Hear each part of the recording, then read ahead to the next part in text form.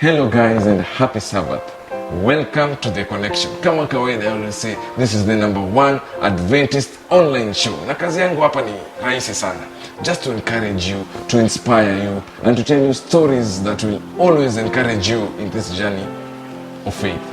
Si rahisi njia, but I believe when we come together and we encourage each other inakuwa rahisi, tunasaidiana kubeba mizigo zimetulemea. So today's story is interesting and I really believe that God is there. If you don't believe God is there, then this show will give you a reason to believe why I'm saying God is there. You can imagine pale kwa Biblia, we have this person called Hezekiah, yeah? Hezekiah was given 15 days to live. You can imagine you're given 15 days to live. What will you do with your 15 days, yeah? You can imagine, yeah? So, kwa Biblia, Hezekiah really prayed and asked God. Alilia, akalilia Mungu. And God really came through for him. So, my today's story, it's very interesting also and very encouraging to anyone who is watching us from wherever. I have a lady called Doris. Doris has an interesting story. Doris aliambiwa na madaktari ataishi only for 16 days. You've been told you have only 3 weeks to live. Then you die. Ingekuwa wewe ungefanyaje? Don't press that dial. Join us today tusikie vile Doris came through and is living here. She's a living testimony until now. So, karibu sana and may God bless you as she tells us her story.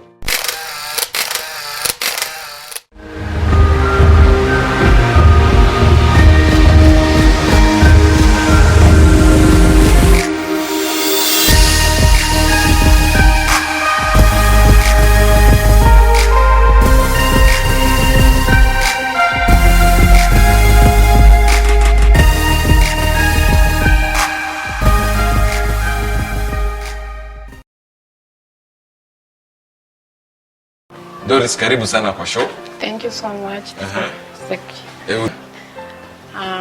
I'm glad to be here and to encourage someone out there who is not thinking that there's no God, but there is God.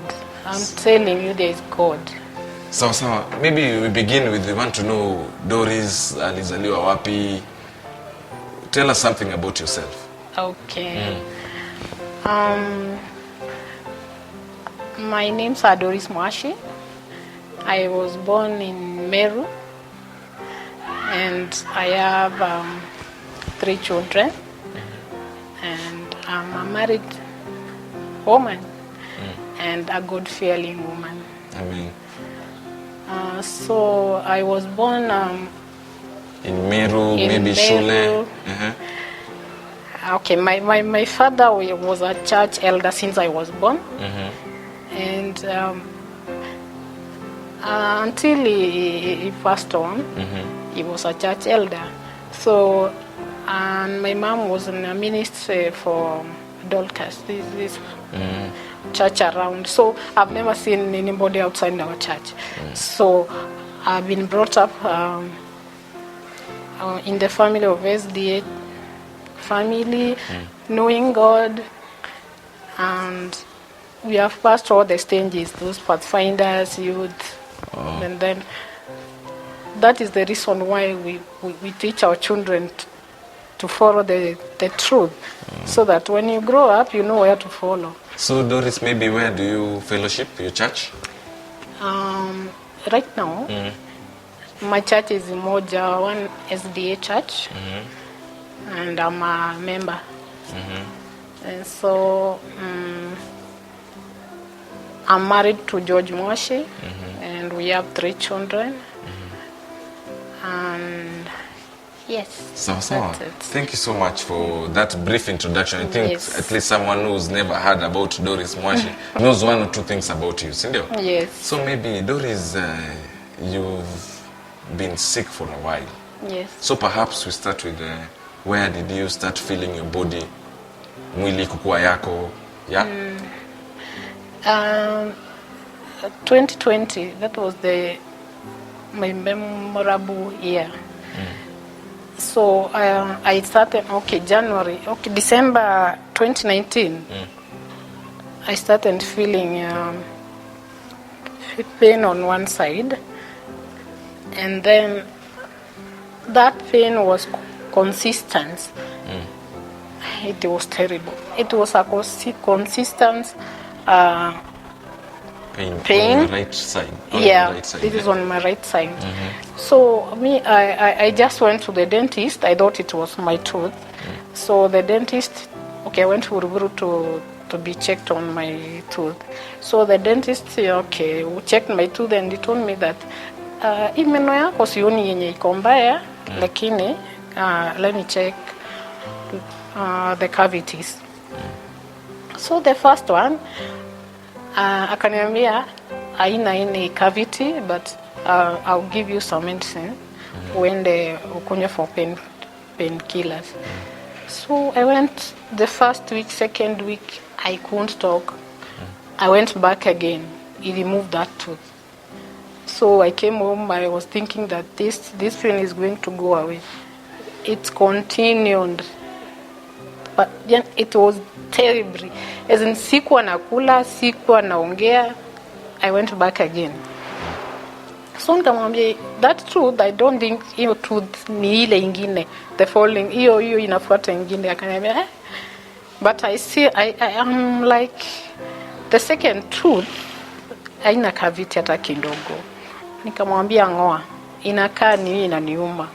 Ngoa tu. And then, to his surprise, akaniambia, let me do the root canal. So, did the root canal, I went home. From there, that's the worst thing. I felt pain from morning to evening, no eating. I went back again to him. So there is something here that I really want to know. Vile ulienda kwa dentist. Yes. Shida iko kwa ni meno? No. Hata vile alikutoa meno, your cavity was very much okay? It was okay.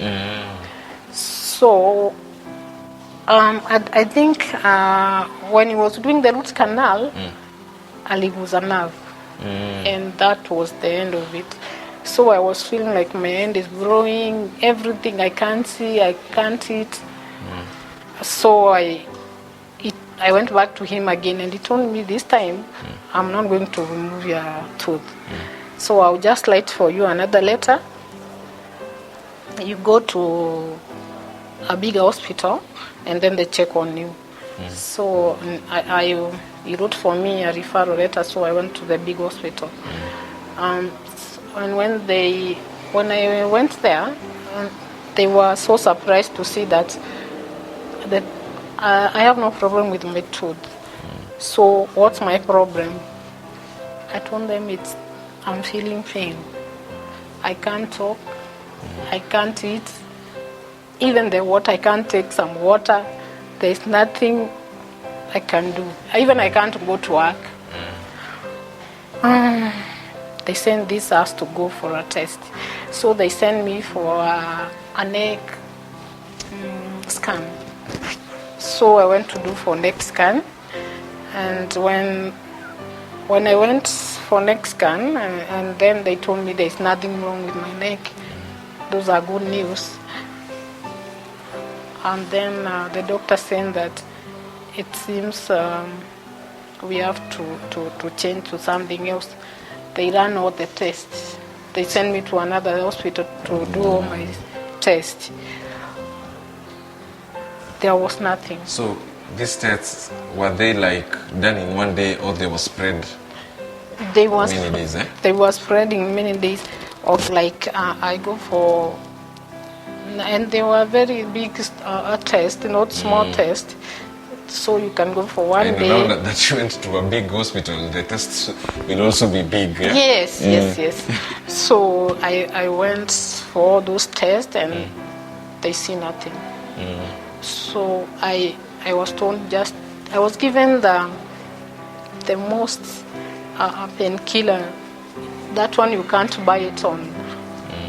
You want over the counter. Over the counter. So you have to go with a prescription from the doctor. You buy those medicine and then you go home. So every time, like March, April, May, June, July, I was dealing with that pain. I was taking those tablets for some time. I think for around 7 months. You're still managing your pain. They have not started treating you. No, not yet. So, when I was in my house, I was not coming even to church. I was feeling pain. I can't even sit like the way I'm sitting now. So the pain was everywhere. Not even this. You can't even touch my nail. You can't even my anything. Every part of your body was in pain. Yeah. So I sent prayers to the church. So they came to pray for me in the house, and I was told to. Okay, my neighbor, she's called Judy. I was just lying on. It was on a Saturday. That's on Sabbath. On the sofa, and then she came in and told me, Doris, I want to talk to you today. And okay, karibu. Akakuja kaona I'm not responding. So akaniambia, hebu keti kwanza. So I sit down, but you are not stable at all. It's painful. So she went back to the house and get a small card. And then she came and said, let me call this doctor. Then we have to inform that you are such and such your problem now. And then my husband alikuwa hapo tu akamwambia, hebu leta hiyo kandi.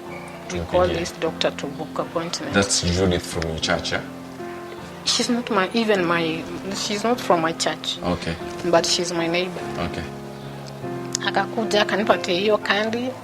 So mwanangu akapiga simu kwa hiyo daktari. Immediately akamwambia, just bring her tomorrow. Okay.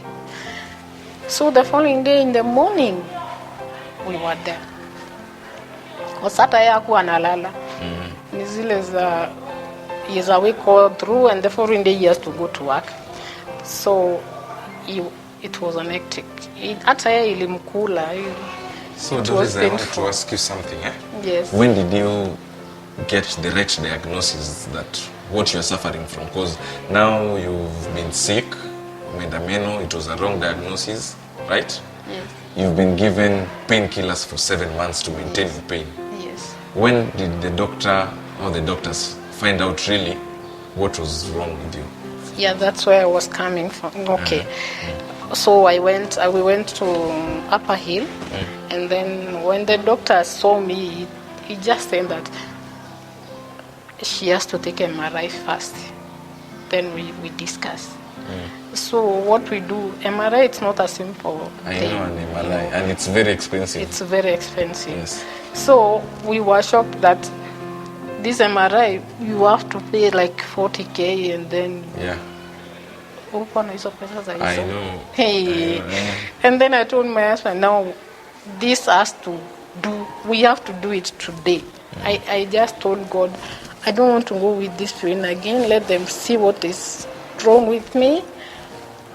I pray God, this thing is going to go through. MRI, I'm with money, without money, this thing is going to go through.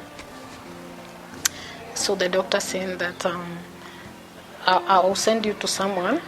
He take you the picture, and then you bring it to me here. So I went to MRI. The first MRI picture shows nothing. The second picture, nothing. The third one, now even the doctors now were like, this is the last one we are doing. Okay. So they sent that to that doctor in Upper Hill. So tukaenda, tukapatia daktari hiyo picture. Akaiangalia, and it was the results zilimshtua pia. Zilimshtua hata yeye pia ukimwangalia. So akasema let me talk to your husband first. So nikamwambia, I think there is nothing wrong. Akasema no, just relax. So I went to sit. There was another room there. So I went and I showed my husband the picture. And he told him, your wife has that growth. That growth, it's very rare to find anyone. And it's not like brain tumor. Because brain tumor or tumor anywhere, they can operate. They have no problem with that. But that one, it's called a trigeminal schwannoma. Have you heard of that? I've not heard of it. Yes. Maybe medics who are watching us. Please, the doctors in the house. So he told us this is a unique name, and hata tukiwa shule tulikuwa tunapitia tu sababu ni zile unaona si common kwa mtu kwa msiki. I'm telling you, it's just like that thing. Hata huyo daktari alishtuka. So akamwambia, unfortunately we don't do it here in Kenya. This, she has to go to either UK or India. This operation is... Yeah, you're being told you're supposed to go to UK or India. Na hiyo 40k ya MRI imekulemea. So you're wondering. I was wondering and I was... I still sijapata results. Okay, niko huko nje. And so he was talking to my husband. So, and he told my husband that this thing has to be very fast. She has only 3 weeks to live. 3 weeks. Now that one is where the gist of the story is. Yes. You've been told you have 3 weeks. 3 weeks to live. To live. After 3 weeks, then no more. Utakuwa a past. The past story now. But so after he was told that, he told the doctor that to do anything he can to... So let me tell you, let me cut you short kidogo. This is 3 weeks umeambiwa. This 3 weeks you're supposed to fly to UK, get treated. They have to to pay that 6 million before the time I fly. Maybe alipe kama 300 million and then 3 million niende, then another 3 million balance after surgery. So akaambia daktari kidogo tu. Daktari akamwambia akuje. So me, I went and I listened to the story and the way it is and the pictures. I told the doctor, don't worry.